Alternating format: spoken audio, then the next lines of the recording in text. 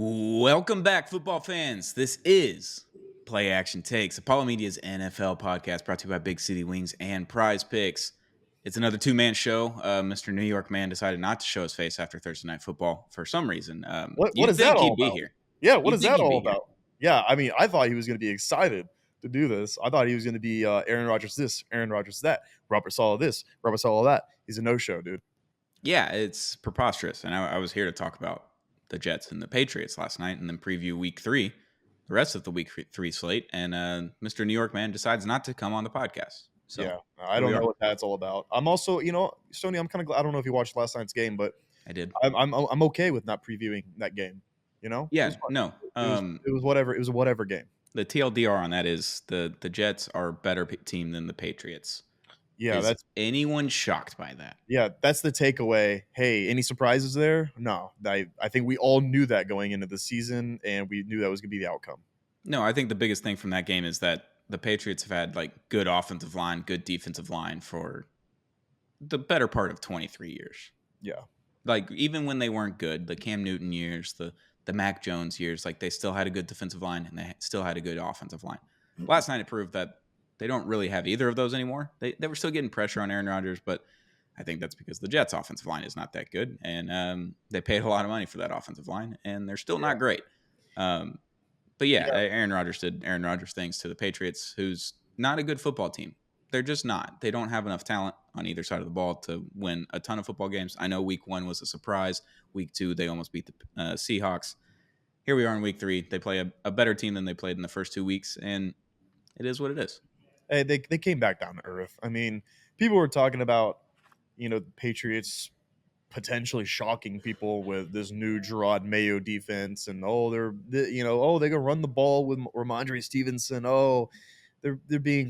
The quarterback at the helm is Jacoby Brissett. All right, Yeah. like we know what this year is. They don't even want to start their number 3 pick.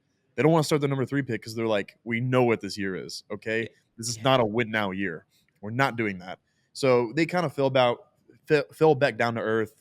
And what happened on the field last night is kind of what I expected to happen. People were saying upset alert for the Jets, by the way. Which Yeah, if that would have 100%. happened, hilarious. I thought they made cover. It was 6.5 points. I thought they might make it a 3-point game, a 4-point game, like something 20-24. That was going to be interesting. It was the least interesting game. It was a Thursday night football game. I keep clicking on YouTube TV for Thursday night games, and I'm like, where is the game? Then I forget it's on Amazon Prime. Then I have to go to my other subscription, another app. Like the amount of subscriptions I have just to watch sports is ridiculous. Don't even get me started on that. I was ranting about it last night. I had a big long rant about it while watching. I was just like, I hate that we're getting away from cable and Sunday ticket. Sunday ticket is $1 million now. No one can own it. The NFL is basically saying like, you better have 1 million subscriptions to things to watch all of our games, and now we have to do that. So as NFL fans, as so-called free thinkers, we abide by what the NFL says. It's like a law. It's like an NFL law. Yeah, but whatever is whatever game. Here we are. We're recording this Friday, September 20th, before week 3 starts. But before we get into that, Play Action Takes is brought to you by Big City Wings, Houston's wing joint, Apollo's wing joint. Go check them out today if you're in the Houston area, and go watch football this Sunday if you're in Houston. Watch your Houston football Texans play against the Minnesota Vikings at Big City Wings. We've tweeted out the location. I think it's off the Katy Freeway. Can't remember which one it is. The marquee location. Yeah, there we go. The marquee location, Big City Wings. Go check them out today. Hang out with the Apollo crew. Watch some football. Get some good beers, good wings with some great people while watching your Houston football Texans at Big City Wings, the marquee location. Go check out our social media for more information at Apollo HOU. Hit that subscribe button for more information and more podcasts and more content. So love you guys.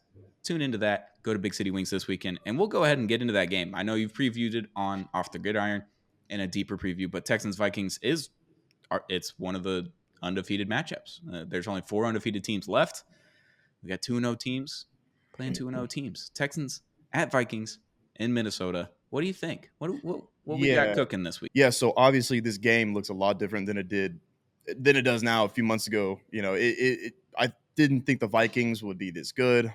They're undefeated. Sam Darnold is balling out like the first round talent that we thought he was coming out. It's a tricky game. The score or the line is like what, plus 2.5 for the It's Vikings. -2 in favor of Houston. In favor of Houston. Okay, yeah. So that's a tricky line. I expect a close game. You know, they're psychos up there. By the way, Brian Flores, you know this. Yeah, He's a psycho with his scheming.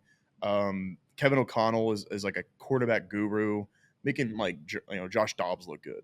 You know, he's making Sam Darnold look really good. So, I mean, I think the Texans will fare pretty well. Who is to win? We'll see. It's going to be the difference of a few plays. I still got the Texans winning 26-24. okay. But, I mean, it's a lot different than I thought it was going to be a few months ago. I saw this on the schedule a few months ago when it came out, and I went, "Oh, okay, little road win against the Sam Darnold led Vikings. Okay, cool." Now it's looking like, "Oh, wow, they're undefeated, just beat the 49ers." Okay, this is going to be harder than I thought. Yeah, it should be a fun game. I mean, Sam Darnold is. There's a whole story about Sam Darnold. You know, he saw ghosts out there. He's a New York Jets quarterback, drafted number 2 overall. Is the whole thing. He's supposed to be the guy, and then he's not. And then they just never put anything around him. You couldn't see anything out of him. And then all of a sudden, he goes to Carolina and he wins like the first 4 games that he plays for them. And you're like, oh, Sam Darnold. Maybe the Jets just fucked up and let go of the wrong quarterback. And turns out he wasn't that good. And then he goes to the 49ers, becomes the backup last season.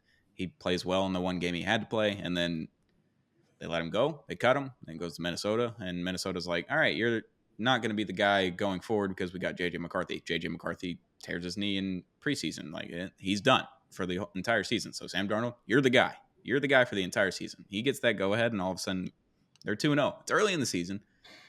Defenses are... Very early. Very early. I don't know if it's sustainable for him. Yeah, and offenses aren't good right now. I mean, this is the least amount of passing touchdowns that we've seen in the NFL since, like, I think 2004, 2006, through 2 weeks.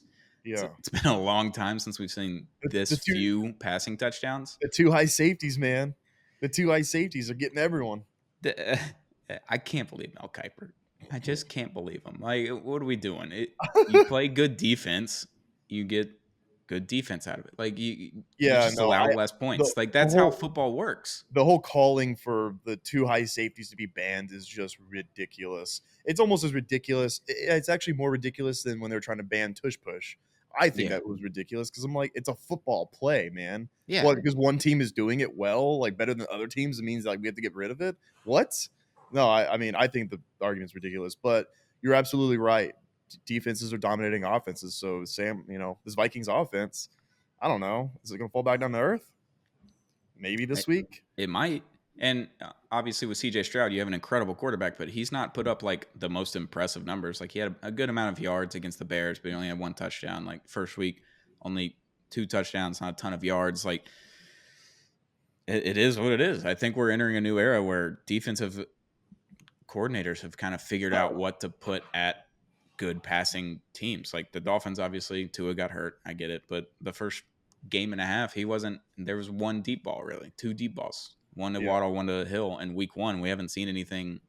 Like, Justin Jefferson caught a 97-yard touchdown. It was broken coverage on a slant. Like, it just kind of is what it was. But, yeah, I'm excited to see what Brian Flores throws at him, like the amoeba formation, the zero blitz, all that kind of stuff that he throws at quarterbacks. It kind of confuses you because you have several more free rushers than you have blockers. Like, if you have 5 blockers, he's usually throwing 7 or 8 at you and hoping for the best with his man coverage. And he's been successful through 2 weeks. We'll see how it goes in week 3.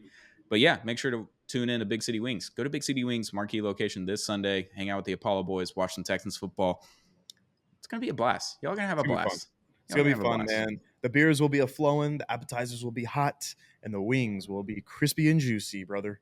Yep. So head to the marquee location of Big City Wings this weekend on Sunday, 12 o'clock noon, Central Standard Time, God's time zone. Houston Texans are playing the Minnesota Vikings. Week 3, undefeated matchup. Not a big deal. Not a big deal. Not a big deal at all, dude. Not a big deal. Next game that we're going to preview, Eagles at Saints. The Eagles have looked okay. Like, I wouldn't say they have looked good. They just are fine. And then the Saints have the best offense that we've ever seen in our entire lives. Yeah. So one of these teams, something's going to happen, right? Like, something's got to give. Something's got to give. Either the Eagles are the team that we thought they were, which they were one catch away from winning the game against the Falcons and Yeah. being 2-0, and this would be a 2-0 matchup. And the Saints, I mean, who expected? Obviously, who expected them to have the best offense in the league up until this point? No one did. So something's got to give here. I really have no idea what to think about this. Like, the spread is 2.5 in favor of New Orleans.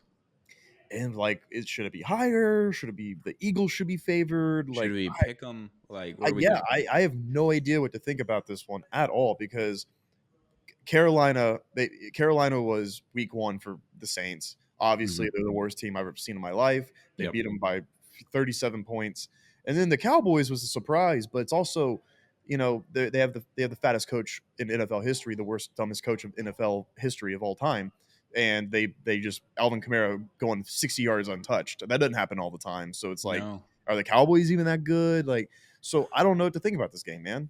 It's a pick 'em for me. I have no idea what to expect with this game. I don't know, man. This is like the best thing. This might be on the big screen. This might be a big screen TV. Honestly, if you Vikings Texans. If you tell me that Derek Carr throws for 300 yards and 3 touchdowns and Alvin Kamara goes crazy and they just put up another 40 points, I'm like, yeah, that makes sense. Yeah. And then you could also tell me that the Eagles just kill the Saints and the Saints like Cinderella run is over after 2 weeks, and that would make sense to me too. Like, I don't know. I have no idea what to expect. Yeah, I mean, I guess we'll find out which team is for real, which team is not. I'm expecting kind of just like I'm not expecting the Saints to put up over 40 points again. I'm expecting a more of a lower scoring affair, but I think the Saints do have a good chance of winning. The Eagles' defense does not scare me at all. It didn't scare Kirk Cousins on that last drive. I'll tell you what. No, and it's all credit to Vic Fangio for that. I was screaming it from the rooftops last year, just that Vic Fangio is not a good defensive coordinator anymore. His system worked in the 2010s. It worked in the late 2000s. Like, they had incredible success with the Broncos and all the other teams that he coached with. It doesn't work anymore. It just doesn't. Quarterbacks and offenses are way too good now, and they can just dial up a zone like anybody's business. He doesn't blitz a lot. Like, his blitz percentage was the lowest in the NFL last season. It's the lowest in the NFL this season. Never blitzes. That's not a good idea. At least try to get some pressure if you can't just manufacture it with your star defensive ends and defensive tackles and whatever you have. And the Eagles, like, he doesn't try. And the other funniest thing, I think, it's a little bit basketball talk here, but all these players that are paying homage to Kobe Bryant and wearing his number, and like, I'm doing it for Kobe, like, this is for Kobe, I still text his number, and before games, like Jason Tatum is a whole nother conversation that you can check out on Zero Gravity. There's plenty of me talking about Jason Tatum on there, our NBA podcast with Josh Garcia and CJ Gardner-Johnson, changing his number before the season to number 8 in honor of Kobe Bryant, and he is just getting cooked left and right. And although the jokes that Kobe Bryant's just rolling around his grave, he's just looking down above at CJ Gardner-Johnson and just shaking his head, like, they're funny. Don't pay homage to one of the best basketball players that we've ever seen in our lives if you're just going to get cooked repeatedly, week after week, by players that you should not be getting cooked by. I have a lot of words for individual people on the Eagles roster and staff. Vic Fangio, the future's now. Why did you not retire? CJ Gardner-Johnson, stop.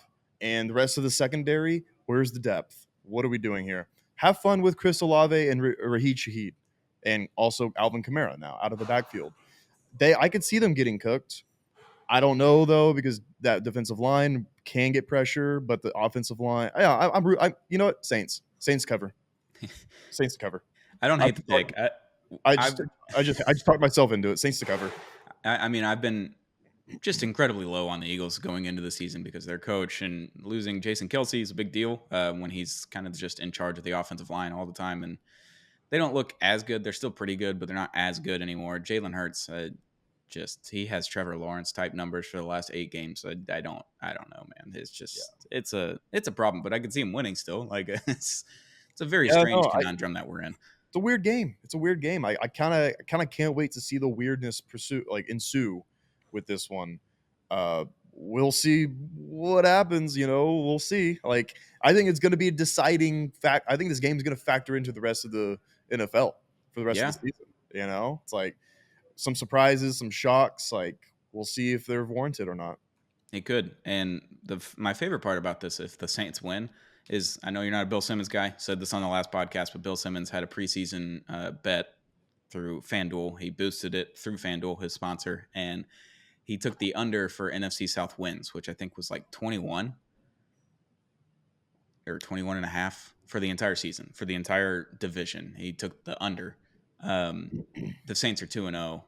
The Bucks are really fucking good. They might be like Falcons. Both 10 win. They might both be 10 win. They might just cover the spread. They might be over just them two. You have 3 9-win teams right there: the Falcons, the Bucks, and the Saints. Minimum, probably right now. This division might be a little bit better than we thought. Yeah, aside from the Panthers, obviously. It is. It is what it is. Shout out to Bryce Young. Yeah. Another weird game in the afternoon slate: Ravens at Cowboys. Cowboys are underdogs, +1 at home, and they were riding a 16-game home win streak heading into last week, and they got demolished by the Saints.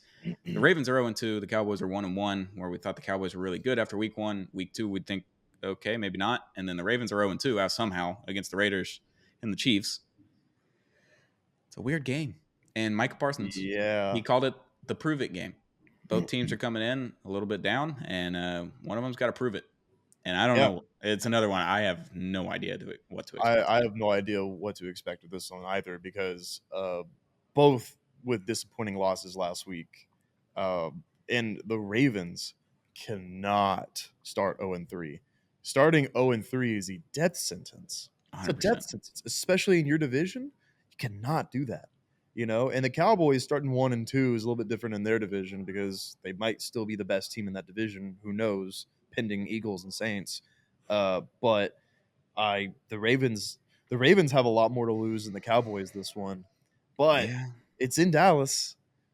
The Ravens haven't played well, haven't played up to their best ability. They've had problems on the offensive line. I don't know, Jim. Now, here's a guy. I don't know. It's a dicey road that either of these teams are going to go down if either one of them loses. Like, obviously, the Ravens going down 0-3 is much worse than being 1-2, but especially in their division, where every team's going to be tough to play against twice. Like, the Steelers' defense is still really good. Cincinnati, I know they're not as good as we thought, but maybe they're still going to be good enough. Joe Burrow's still the quarterback. They start the Browns. And the Browns have a great defense, and they still have a nasty man at quarterback. Like, that is what it is. But they could still win one. They did it last year. I mean, Deshaun Watson broke his scapula, his shoulder blade last year against the Ravens, and came back and won. Yeah, that injured. Shit happens in that division, and if you go down 0-3, you're asking to just not make the playoffs at all. Yeah. In the AFC. Yeah. No. Yeah. 0-3, 0-2 is the Texans have started out 0-2 before and made the playoffs. So I'm you can come back from that. 0-3, and then if I'm not mistaken, I think they have another pretty challenging matchup in week 4 the following week. I don't want to get too ahead of myself here, but starting out 0-3. Yeah, they have the Bills and the Bengals the next 2 weeks. Wow. Can you imagine if the Ravens started off 0-5? I don't know, Jim. I don't know. I was on the phone with my buddy Jay yesterday, and I was like, at what point do we start talking about maybe John Harbaugh not being the coach of the Ravens anymore? Because change of scenery, move forward. Little they let Mike McDonald go. Yeah. He's the coach of the Seahawks, doing very well, making them look very good, especially on the defensive side. The Ravens have a lot of problems right now. They seem to fail to add every offseason. It's kind of all right, let's build around Lamar, and then they don't do it. It's okay, I think maybe they got it, and then now they're on the verge of going 0-3 maybe. So they added Derrick Henry and they let Odell Beckham Jr. go, and Odell had 700 something yards for him last year. Was a very good, a viable wide receiver 3, and they just didn't add another guy to be wide receiver 3. So now it's just Zay Flowers. Now Mark Andrews is not the Mark Andrews that we've known in the past. And maybe it's going to take a year for him to get back to 100% healthy after the injury last season with his knee. I don't know. And then the Cowboys, Mike McCarthy's your head coach, and until that changes, I'm not going to have a lot of faith in you. At least you'll make it through the regular season. You'll probably make the playoffs. Anything past that, I don't know. But it's week 3, and it's kind of do or die for both teams. It's crazy that at this point, both teams are kind of facing a must-win to save their season, especially the Ravens. They can save their season by winning this game. What was the spread again? What was the line? -1 for the Ravens. They're favored by a point. Man, like they Cowboys, don't even know, man. The Vegas doesn't even know. I think I'm taking the Ravens on this one. I think I'm going to lean Cowboys. I think home field advantage, and I think they just have a good bounce back and they fix all the problems against the Saints and they're fine. But I could be completely wrong. I have just no earthly idea. This is the most confusing week that we've gotten into so far this season. This might also be a big screen game. You know, yeah, 100%. It's the afternoon, but we have a challenger for a big screen game in the afternoon slate. 3:25. Both kick off at the exact same time. 3:25 in the afternoon. Lions at Cardinals. We're a big Lions podcast here. We love the Lions. We love Dan Campbell. We love the grit and grind that they do up in Detroit. Applebee's. We love Applebee's. Just all the specials that Applebee's has. Good for them. But crazy. I don't know how they make a profit. Yeah, I don't understand it either. They can afford Dan Campbell, so I guess. Yeah, they got something going right. Yeah, magic. I think the last time I went to an Applebee's was in Memphis, Tennessee, and I was in high school. I've never been to Applebee's. Huh? I've never been into a situation where I'm like, let's go to Applebee's. They've always been kind of like far, or they don't have a deal that I like going on, and I'm like, yeah, all right, I'm just gonna miss out. But hey, I might. I was at a swim meet in Memphis, Tennessee, my senior year in high school, and there was not really anything open after finals at night after we swam, so Applebee's was still open till 10, I think, and we were just like, fuck it. We'll go to Applebee's, and I think I had like boneless wings and like fettuccine Alfredo. You can get I'm sure it wasn't bad. I'm sure it was like okay, perfectly fine, fine, adequate food for sure. But Lions at Cardinals. Cardinals had a shocking game in week 2. They almost had a shocking game in week 1, almost beating the Bills, and just clobbered the Rams, which I think the Rams might be just dead. I think everyone's just on IR, and Matt Stafford looks old, and it's kind of it's a shame. It's a shame because we're kind of picking them to win games and be good, and now they're all dead. They're all on IR. They're all injured. So yeah, that they beat up on them a little bit for sure. But also, Kyler looked great. Kyler looks awesome. Kyler looked great, and it was kind of like on week 1. I have Marvin Harrison Jr. on both my fantasy teams. He was like, that was the whole quote. It was like, oh, it's not my job to get him the ball and all that. And I'm like, it quite literally is your job to get him the ball. I don't know what you're talking about. Yeah. Hopefully that changes soon. It changed. They have like prime AJ Green on their team now. So yeah, 130 yards, 2 touchdowns in week 2. Pretty good. I think Arizona at home is gonna be a problem this year in the dome and their own place. I think they're gonna be a problem. Yeah, or is the rest of the teams just going out play golf the day before? Like, what are we doing? Like, yeah, I mean, you see that Scottsdale golf? Well, it's a great place. I went there one time and played golf. It's an incredible place to go play golf. Are we doing that? I don't know what the vibe is with the Lions team, but Detroit's favored by 3 points heading into this game. Kyler looks awesome. The Lions kind of had a stinker last week, but it was against the Bucs, and the Baker-led Bucs. It's the Baker pod over here. They're good. You're the Baker boys over here. They're good, man. They're still pretty good, and they had a great matchup in the playoffs last year. They had a great matchup in week 2 this year, so it's going to be a fun game, and that's going to be a tough one to figure out which one's going up on the big screen between the Ravens and the Cowboys, and then the Lions and the Cardinals, because I think the Lions-Cardinals might be like a more fun game to watch. The Ravens-Cowboys might be like a grosser matchup to watch, I don't know. Yeah, I might agree with you, and it might be aesthetically more pleasing because the blue and the red. Well, I apparently I don't not apparently, but I saw the black. I think they're going blackout. Kyler was wearing the black helmet at practice. Yeah, it looks clean. I don't know how I feel about their all black uniforms, but their black helmet clean. So I think it's going to be all black, and then maybe Detroit wears all white, which that would look awesome. I think that would look really sick. So as far as like who wins, I don't know really, man. This is another game where I'm like, I think I will have like Detroit, covering and maybe winning, because Detroit can't afford to have another game like they did last week. Yeah. But I mean, who knows? Arizona at home might be a different beast.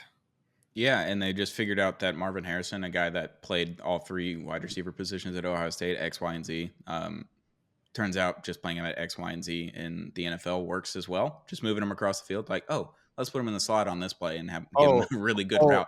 Let's put you him mean on a corner route over here on the outside in the X position. Like throw him out you there. mean to tell me if you feed one of the greatest receiving prospects of all time the ball, like good things are going to happen? Oh, okay, yeah, that seems like it makes sense. Keep doing that, and good things will happen. It was the most mind-boggling thing. They kept him on the outside the entire time against the Bills in week 1, and he had 1 catch for 4 yards, I believe. Yeah, And then week 2, they're like, all right, let's do what he's good at and put him all around the field and mix and match his matchups. And all of a sudden, he has 130 yards and 2 touchdowns. So maybe that happens again. Maybe it doesn't. I like the Cardinals in this game, but I think the Lions will come out. I think it's going to be another kind of Bills week where the Cardinals come out flying, and all of a sudden the Lions have to come back and take the game at the end of the game. So yeah. Jared Goff needs to be fun. better. Jared Goff needs to be better, obviously. Run game is always there. Aiden Hutchinson might be Defensive Player of the Year so far. Yeah, I got Detroit winning, but this is going to be a thriller, I think. I think it's going to come down all the way to it off of maybe is Matt Prater still who's the Lions kicker? I don't know. But it's going to come down to a Lions kick of a field goal. All right. So I like it.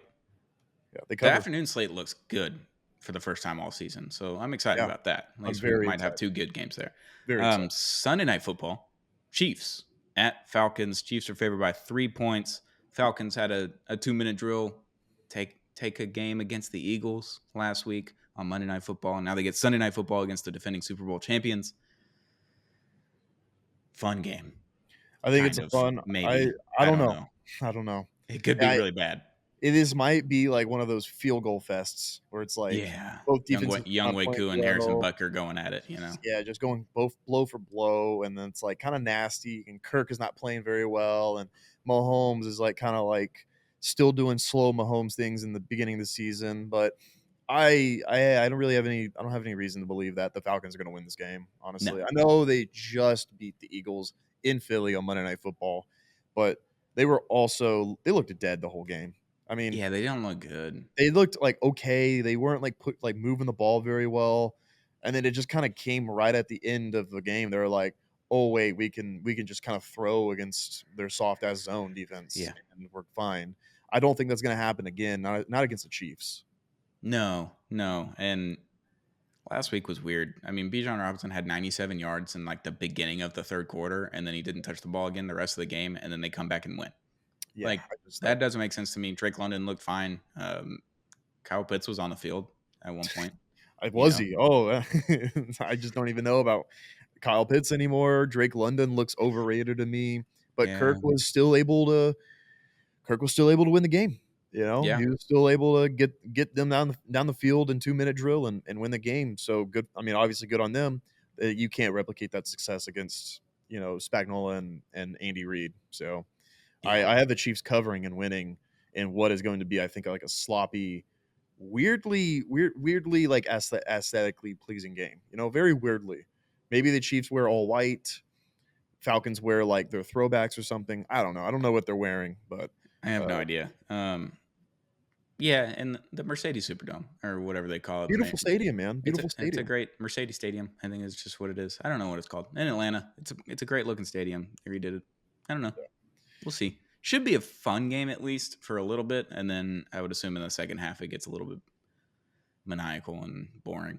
I like a good is it an intra conference or interconference where an AFC and NFC opponent play? Intra or inter? Anyways, whatever. Intra sounds right.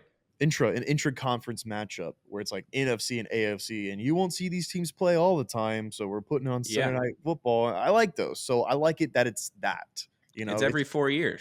Yeah, it's every 4 years, or they're doing like the little like we played the Cowboys 2 years ago, and now we're playing them again this year. Yeah, standings, like where you finish in your division and match up with certain teams. Yeah, but we're not going to see them play for at least another few years. So I mean, they're going to like, hey, Kirk Cousins versus Patrick Mahomes.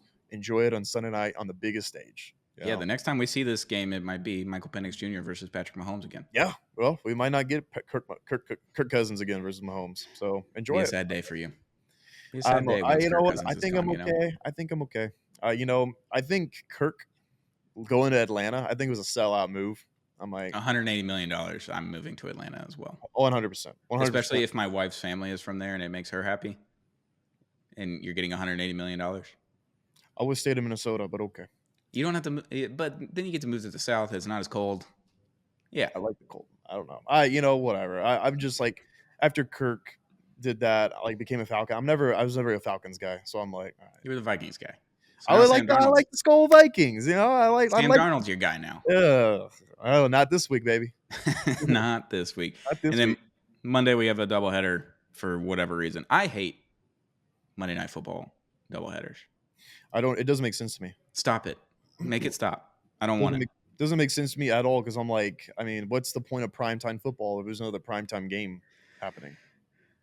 I hate it. It takes away from it. And also the matchups aren't good. No, Jags, Bills, and Commanders, Bengals. We're not going to preview those games, but that's your Monday night. And God, it's not even like they're going to even have the split screen on YouTube TV. You're not even going to be able to watch both. You're going to have 2 full screens because they're not going to do the full quad box because there's no 4 games. Like, there's going to be 2 games. I don't even think they're going to be able to do the 2. Like, I can't even do the split screen on my TV. So now I'm not even going to watch both of them. I'm going to have to choose one. Are they even doing Manning cast for this week? I don't. That's another thing. I hate the Manning cast. Whoa. I don't think it's good. I think it's bad. I think it's interesting for a little bit. The only thing I don't like about it is you can't hear game audio. That, and then Peyton Manning's just screaming at receivers all the time. I like it, though. I like it. He's still in quarterback mode. I think. And now Bill Belichick's on it every week. No, I love it. Perpetual guest. And they're very raw. They're very honest. Like, they were talking about the Jets and the Niners Monday night game. They're talking about, I think Ayuk dropped a touchdown. Yeah, and Peyton Manning lost his mind. And the whole time Eli and Belichick were just smiling, like they were thinking the same thing. But Peyton was just saying what was on his mind. I loved it. Quarterback, yeah, he did it with Saquon Barkley's drop in the red zone. He had a wide open touchdown, and he got up. He walked off. Yeah. He just completely walked off. He was so upset. I love that. I love how passionate they are, because they actually used to play, and they were like just stopped playing too. So they're like kind of still like into it. I just don't like they don't have the game audio. If honestly, here's what you do. You just had field audio. Field audio, that, or take Joe Buck and Troy Aikman, put them back on Sunday afternoon where they belong. Put him back on Fox and call it a day. Bring Joe back for the World Series. Yes, because I want that to happen too.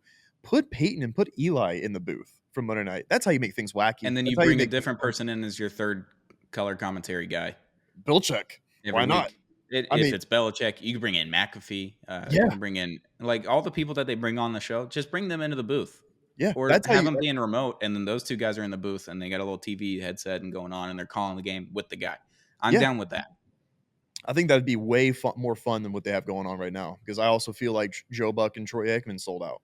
Yeah, they're supposed to be Fox Boys for life. Fox Boys for life, man. America's Game of the Week for life. But nah, they took the bag.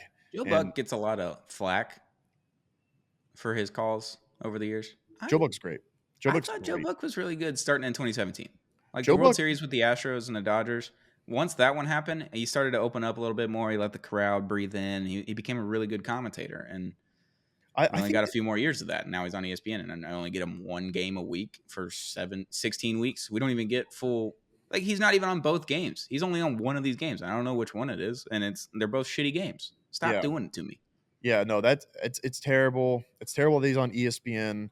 I liked when he was on Fox and he was going back and forth between NFL and MLB, going back and forth doing World Series games and going back and doing an NFL Sunday, and I gotta go back and do Philadelphia and do World Series again and doing all that. That was awesome, man. The hustle was cool. I never understand the Joe Buck hate.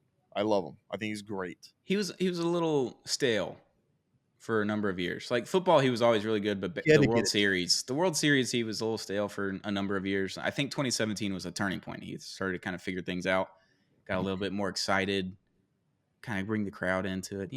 He's good. He's good. And also Astros fans will tell you like, oh, Joe Buck fucking biased against and I'm like, I never got that vibe. And he jokes about it. He was like, I don't even like the Dodgers like that. I don't know why people are like, and he's like, John Smoltz was like that. You can tell he's biased. Yeah, for sure. Which he probably just didn't like the Astros when they're in the National League or whatever. Because he played them year after year. Like Yeah. they were in the same division. Like they hated each other. Yeah. That's what it was. Yeah, exactly. So I mean, I'll never understand it. Sorry, this became a Joe Buck podcast. This is Actually, you know what? I'm not sorry, dude. I'm not sorry. I love him. Love you, Joe. And that's talking baseball. Yeah, baby. For more baseball content, head over to our Beyond the Diamond show on Apollo HO's YouTube. Hit that subscribe button so you don't miss an episode. Yeah, week 3. We're heading into it. The Dolphins are starting Skylar Thompson. So sorry if I'm like mid 2000s Joe Buck on this podcast. I'm struggling to find a will to live. Sorry, man. For football. That is not fun. I'm sorry. Yeah, no, it's fine. It's fine. We're fine. It's okay. It's the perfect spot for Skylar to win a game, though. Yeah, I mean, we got Seahawks, Titans, Patriots, and then a bye week. Like, if we don't go 2-1, 2-1's possible. We're fucked. Oh yeah, no. If you go 3, you're done. Obviously. Yeah, if we don't go 2-1, I mean, what are we doing here? Then the season, just call it a day. Just give me my Texans hat, and I'll be back.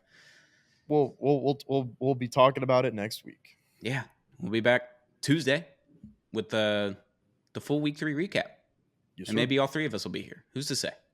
Who's to say? You know, we need Noah I need Noah to give his thoughts about Aaron Rodgers, man. I don't. I'm just kidding. I was being facetious. I don't need that at all.